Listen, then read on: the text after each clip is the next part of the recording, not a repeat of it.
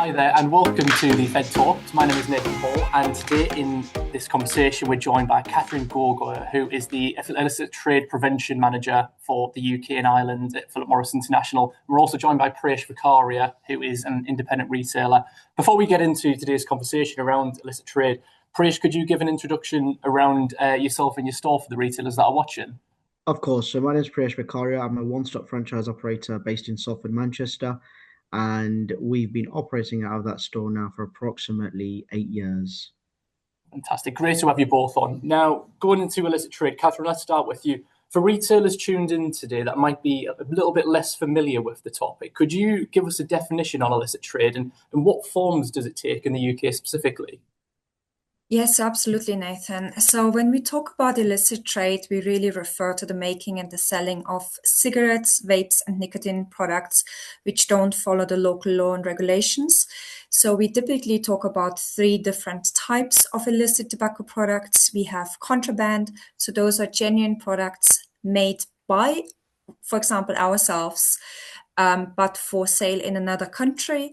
We also have counterfeits, which is easy to remember as fake copies of big name brands, for example, Marlboro. And then we have cheap or illicit whites. And those are tobacco products that are legally produced in another jurisdiction, but are smuggled into the UK and sold here, and they have no legal distribution in this country. So, for example, we often see Top Gun, Manchester, and Platinum 7. Brilliant. Thank you, Catherine. And then, Priyesh, going to you. As someone who run your own business, what do you see on the ground and how does illicit tobacco and nicotine trade impact your day-to-day running of your store? So this is a really multifaceted sort of impact for us because we see the initial face of that challenge, which is, yes, we lose out on the immediate sales, and it's something we feel daily. It creates complexities, it creates unfair competition for businesses. We're doing things the right way. Illegal products come along and they undercut price points. They erode away at customer confidence on brands, and it puts a real pressure on the margins, which are already tight for us. We're also seeing reduced basket spends. That's because that's I would call it the indirect knock-on impact. Customer comes along, they want to purchase something which they deem as the cheaper alternative. They don't understand the impacts that it has on their health and other sort of the socioeconomic impacts. And then they will then also do their shopping somewhere else. That takes away from our stores and how we then feed back into the communities with our budgets and our spends. There is a misconception, though, that this only impacts big brands. It impacts every single independent retailer out there because we're the ones that are distributing these goods on the ground. But it's that damage of trust and reputation within the community, both from the major brands perspective, but also as us as local retailers, as independent community first retailers. Exactly, Priyesh. And Catherine, Priyesh mentioned there that it's quite common that the public think that it's just the big brands that feel the impact. Many people also think that illicit trade is harmless because it's just cheaper products. But what's the real impact that this problem is having on communities and the general public? So that's absolutely right, Nathan. So these products are not made under the laws and rules that legal tobacco manufacturers, like for example ourselves, must follow. And illicit cigarettes and tobacco and nicotine products are usually made outside official controls, and they are produced to avoid rules that protect public health. And they also don't allow to be tracked, and they also don't pay taxes. So it is a really big problem for our communities. It erodes away communities and the support and all those vital services that we so urgently need in our communities, investments from them as well, like, for example, investments into education and healthcare. So it really means, in summary, every illicit packet bought is less money for our communities and our services. And it's really detrimental because it also often links to organized crime, which then slowly embeds into our communities as well.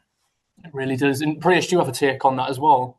Absolutely. So, as I say, it's often seen as harmless, but when you really understand and you take away from the day-to-day operations, diverts money away from legitimate businesses, that that money that's diverted in parallels will go into the hands of a rogue trader. That rogue trader will quite often be funding organized crime gangs. They will often be funding all sorts of organized criminality on the ground, whether that be production of illicit produce, distribution of illicit produce. You go into modern day slavery. There's all sorts of underhand dark stuff that's out there that then becomes funded through the direct impacts of illicit products being sold on a day to day. There's groups that want to protect children and vulnerable people. How are we going to do that? And I think that's where we've got to drive that message of, in our stores, we sell products which are legal, governed, and compliant. And we then also feed back into local community hubs. So whether that be through local fundraising for football clubs, local causes, homeless charities, that all happens because those funds land with us. And that's where the parallel is. You support us on the ground, we support the communities. If you support illicit trade, what you're doing is you're feeding into organized crime gangs. Exactly. In terms of being practical, what can retailers watching this do to protect themselves, their business, and their customers? The simple practical steps that retailers can take every day: always source from legitimate sources, invest in proper staff training. I, for one, have ensured that every one of my team members who is employed in the store is a personal license holder. Now, that indirectly is in relation to age-restricted responsible selling of alcohol, but the parallels and the learnings that can also be translated across into the sale of tobacco products and making sure that you are doing things in a responsible way, not just a legally compliant way. Quite often what you'll find is legally compliant means bare minimum. When you take that on to the next level, which is responsible retailing, you've embedded a whole load of other community factors and making sure that you are true pillars of that community. Maintain full compliance and transparency in everything you do. Make sure you have records. Reporting suspicious activity, that is something that is very hit and miss. And I think that's something that brands and local authorities are now currently working with to make sure we've got appropriate portals for reporting through. Collaborate with strong community groups and strengthen that support from your communities with your communities. Proxy sales, take a firm stance against them, because if you become known as the store that allows proxy sales, all you're doing is you're allowing yourself to fall into that downward spiral, and that will lead on to other challenges where you will then get individuals coming in to try and sell you illicit product, purchase illicit products, and that's something that you want to avoid completely. Also, if you can, be more vocal and be more involved with trade bodies and try and get your voices out there heard, because doing it from just small pockets of the nation is very limited. But when we get together and we're strong together collectively, because there's 50,000 retailers out there. And if every one of us has that tiny little voice, it has a really loud impact. Yeah, exactly, Priyesh. Catherine, Philip Morris, what on your end are you doing to help with the cause as well? So it is really a very complex issue that also needs a complex and multifaceted approach to tackle it. So we work closely with both internal and external partners to tackle the issue effectively. So, for example, that includes key enforcement bodies such as HMRC, Border Force, and Trading Standards. We also have a team of test purchasers that operates across the UK.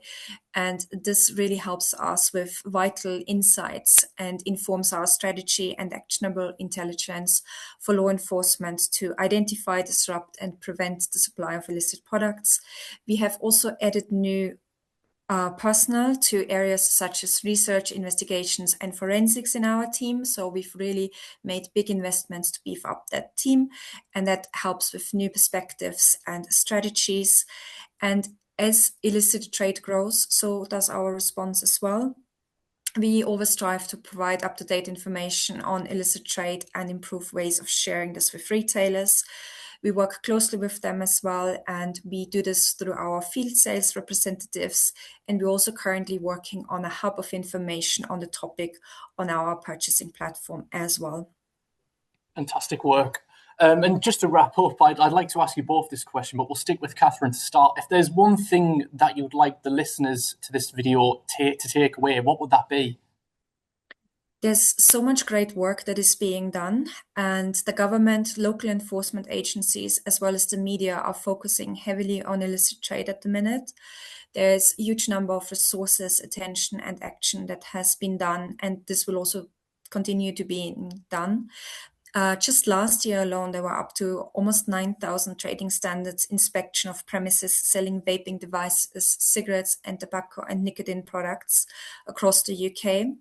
And there are also significant funding from government for enforcement to tackle illicit tobacco and vaping products, but it is by no means it is by no means a quick battle that can be won. And as Priyesh said earlier, it takes all of us and continuously to fight this fight. Exactly. And how about you, Priyesh? Anything that you'd like viewers to take away?